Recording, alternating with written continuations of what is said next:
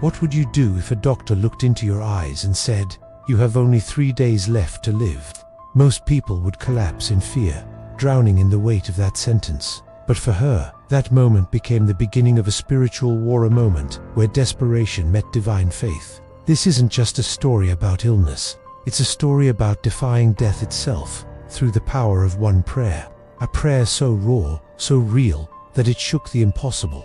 The diagnosis: "You have 3 days to live."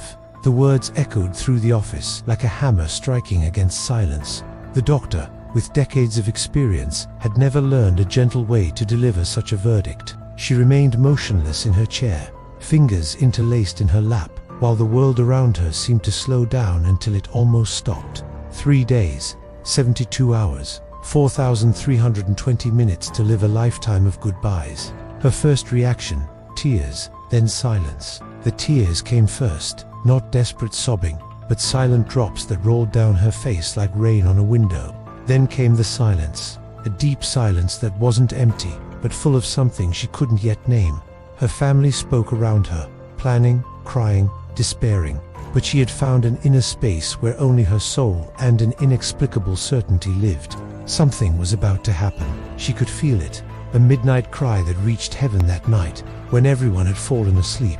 Exhausted by grief, she found herself alone with the universe. There were no elaborate words or memorized prayers, just a cry that came from the deepest place in her being, a plea that cut through the layers of heaven like lightning. "If there's a purpose for my life that hasn't been fulfilled yet, let me live it. Not out of fear of death, but out of love for the life I can still offer." And then, with a voice that came from the depths of her soul, she prayed, "Father, I surrender completely into your hands. If this is my time, I accept it with peace. But if there's still work for me to do, people for me to love, lives for me to touch, then let your will be done in me. I don't ask for more time for myself, but I ask for the opportunity to be your hands and your heart in this world. Use me while I have breath. Transform my pain into purpose, my fear into faith, my weakness into strength for others who suffer. Let my life, whether long or brief, be a testimony of your infinite love. In your hands I rest, in your grace I trust, in your plan I surrender. Amen." The moment time felt frozen, it was at 3:17 a.m. when it happened. She describes it as if time had literally stopped, not just for her, but for the entire universe. An inexplicable warmth coursed through her body, starting from her heart and spreading to her fingertips. It wasn't a mystical or ethereal sensation.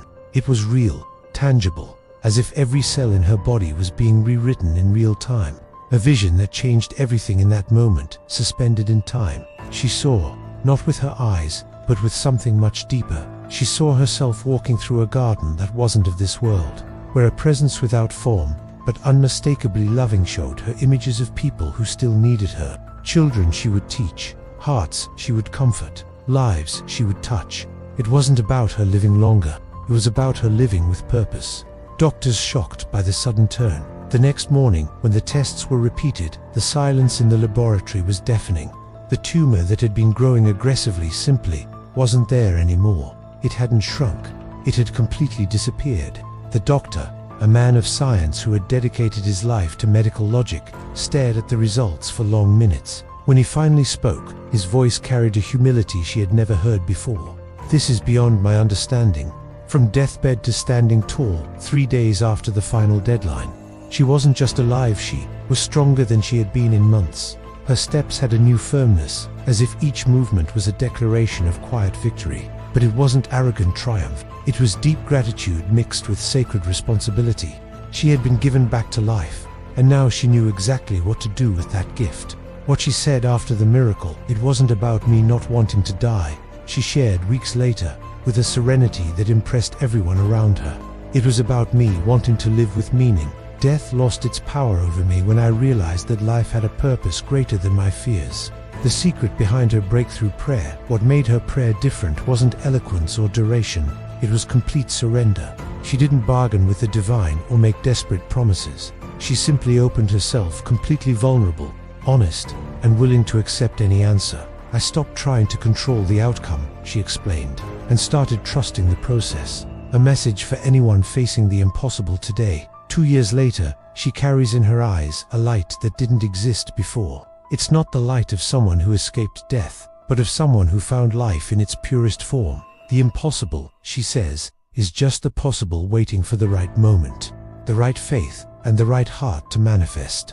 Her story isn't about miracles reserved for a chosen few. It says about the strength that exists within each of us when we stop fighting against the universe and start dancing with it. Because sometimes, when we're willing to lose everything, we discover we had much more to gain than we ever imagined.